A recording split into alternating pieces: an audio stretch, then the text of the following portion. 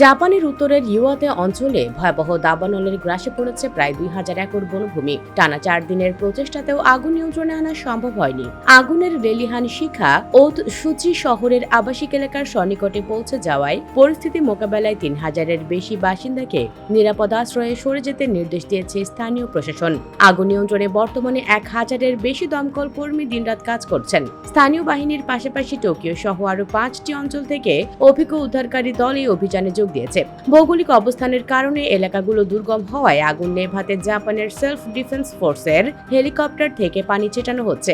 জাপানের ইতিহাসে এটি এখন পর্যন্ত তৃতীয় বৃহত্তম দাবানলের ঘটনা হিসেবে চিহ্নিত হয়েছে। 15 বছর আগে ভয়াবহ সুনামিতে ঘরবাড়ি হারানো স্থানীয় বাসিন্দারা আবারও নিজেদের সম্পদ হারানোর আতঙ্কে দিন কাটাচ্ছেন। দুর্যোগের মুখে পড়া অনেকেই আত্মীয় স্বজনের বাড়িতে আশ্রয় নিয়েছেন, আবার কেউ কেউ দূরে মরিওকা শহরে পাড়ি জমিয়েছেন।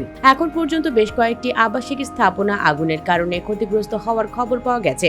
আবহাওয়া অধিদপ্তর জানিয়েছে, নিকট ভবিষ্যতে অঞ্চলটিতে বৃষ্টির কোনো সম্ভাবনা নেই, যা আগুন নেভানোর প্রচেষ্টাকে আরো চ্যালেঞ্জিং করে তুলেছে।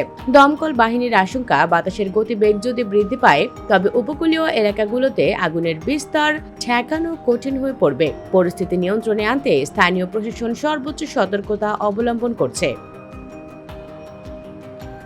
US Bengal desk report.